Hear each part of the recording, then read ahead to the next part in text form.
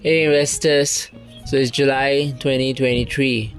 The market has been doing quite well this year. Interest rates are still quite high. In the US, interest rates could approach 5.75%. So it's a good time, it seems, to have some cash invested in some of these treasuries or bonds. But nonetheless, the stock market has been doing well. Some stocks like Meta have done extremely well. There's still a long way to go before we fully recover and reach new highs for the portfolio again. But let me share some of the results in detail. So this is how the portfolio is currently. So Google's our top holding. If you combine the two classes, it's about 17%. So there is some fear around Google at the moment. I think someone like Cathie Wood wouldn't invest in Google because she feels that ChatGPT could replace, Google's main search business. I'm not so sure about that. Google does have a ChatGPT equivalent called Bard. It may not be as good yet, but I think they can, still gain significant market share in that space. Personally, I don't use ChatGPT that much. I used it initially when there was a lot of hype about it, but I'm still relying more on Google search in my own behavior. So that is sort of proof that search still seems quite relevant. Amazon is second at 15. Amazon has recovered a bit this year. Meta, like I mentioned, has done quite well. It's become a 14% position in the portfolio. Then we have Intuitive, Visa, and so on. You can see that the ones highlighted in yellow, the top 10 positions, they make up about 75% of the portfolio. In fact, just Alphabet, Amazon, and Meta and Intuitive, the top 4 positions make up about 55%. There's quite a concentrated portfolio, and it's always been quite a concentrated portfolio. So you can look at the other holdings we have here. Probably just move through them quite quickly. Recently I got assigned Fiverr. I probably sell 100 shares and sell another put option to delay the assignment. I don't really want to hold that many shares of Fiverr.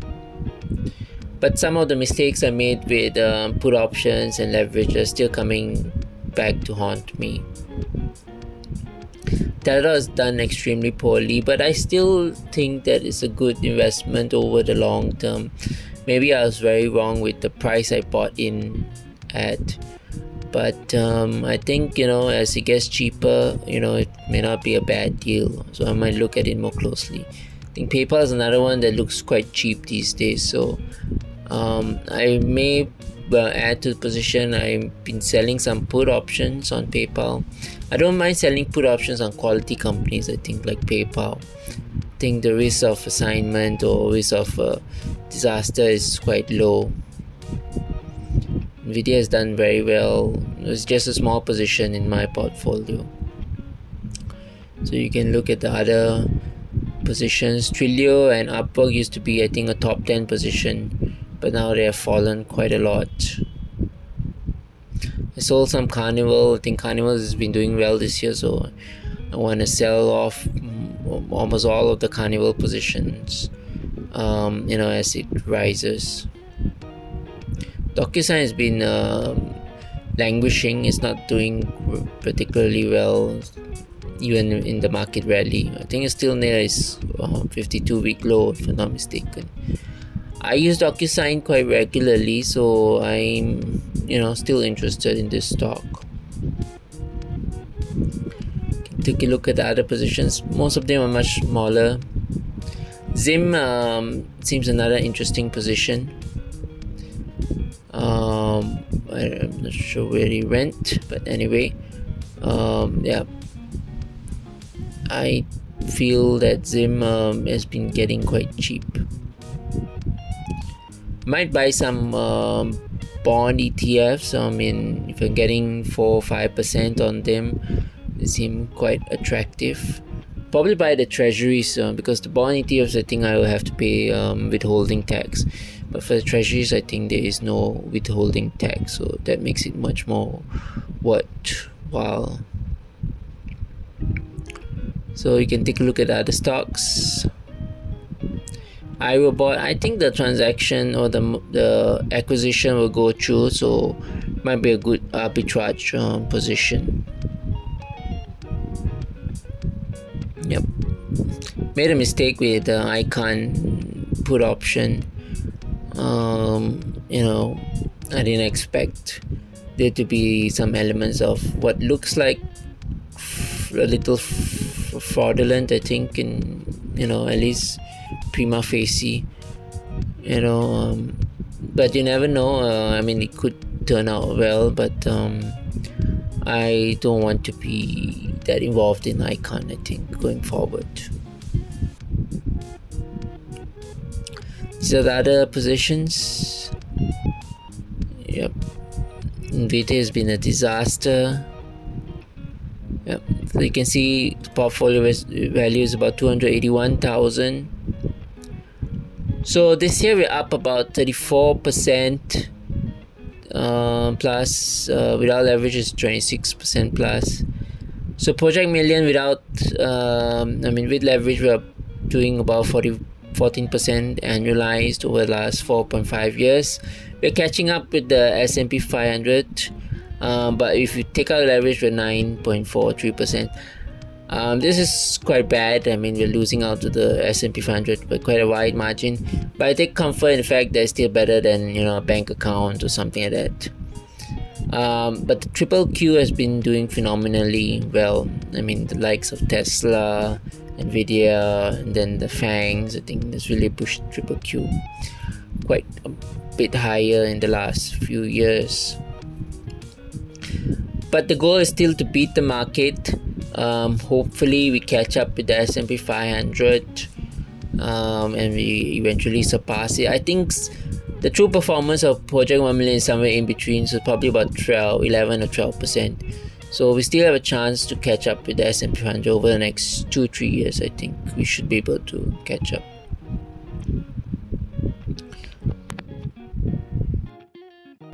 So let's take a look at what we have been up to in the last quarter. So as you can see from here, we start from April around there. So we got some dividends.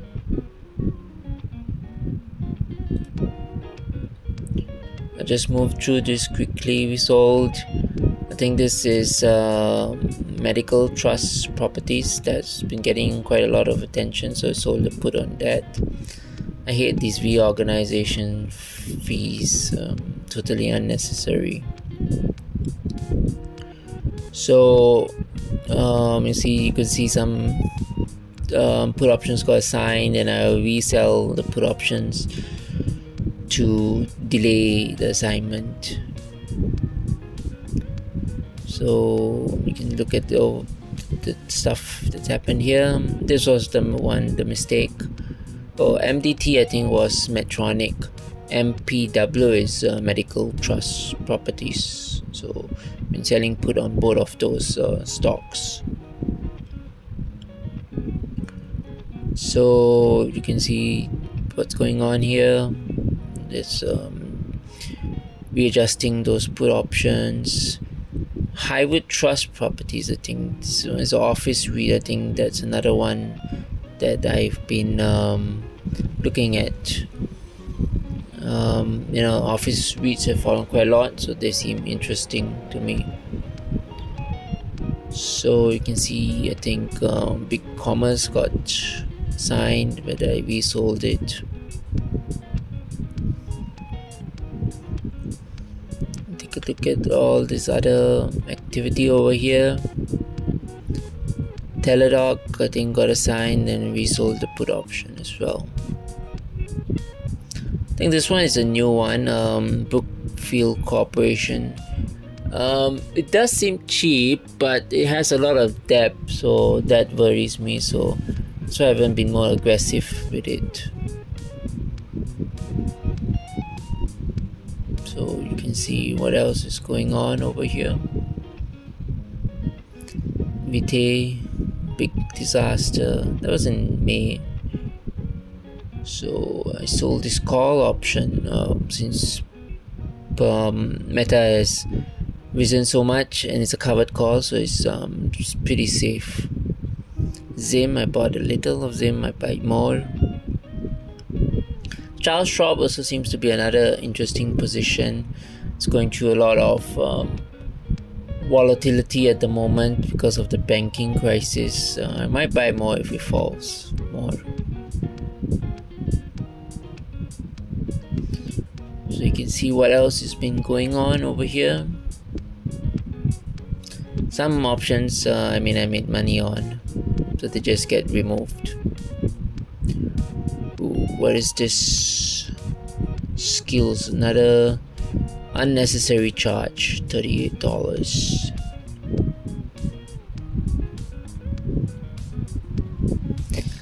Yeah, I feel angry about these kind of charges, but then I can make some money on the put option sometimes, so I guess it balances out. Sold some Carnival, as I mentioned. Sold put option on Zim. Zim seems interesting, especially the current price. Yep, I think that's about it. So you can see the outstanding put options is about 16,000. I'll probably resell the Fiverr one, so it might come up to about 19,000 again, 19 or 20,000. I think some of these are pretty safe, some are not so safe. The Teladoc one, I think it's not so safe yet because it's Teladoc strike is current stock price is much below the strike price. Let's see how it goes over the next few months. So finally, let's take a look at how we have been doing against the other top fund managers and ETFs. So the S&P 500, which mentioned, is about 14% for the year. I'm not sure why Scottish Mortgage Trust is doing so badly this year. It's minus 10%. Berkshire Hathaway is about 10%. Arcray Focus Fund is about 13%. So let's look at over this side what has been doing very well. Baron Fifth Avenue Fund is doing quite well, 37%. The Nasdaq, I think it's about 37, 34, 35% or so.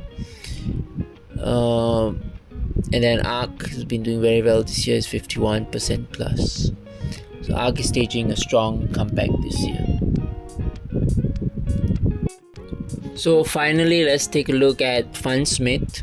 So Fundsmith is up about 8.5% this year, so it's lagging the broader market. Yep, that's how it's been doing. Maybe we can see an annualized return on top. Annualized rate of return. So since inception, it's been about 15.6%. So it's slightly better than the S&P 500, but I think part of it is because of the depreciation of the pound. So you can see that even the top fund managers don't really do that much better than the S&P 500. So that is the update. I'll see you in the next quarter. Thanks for watching and have a great day.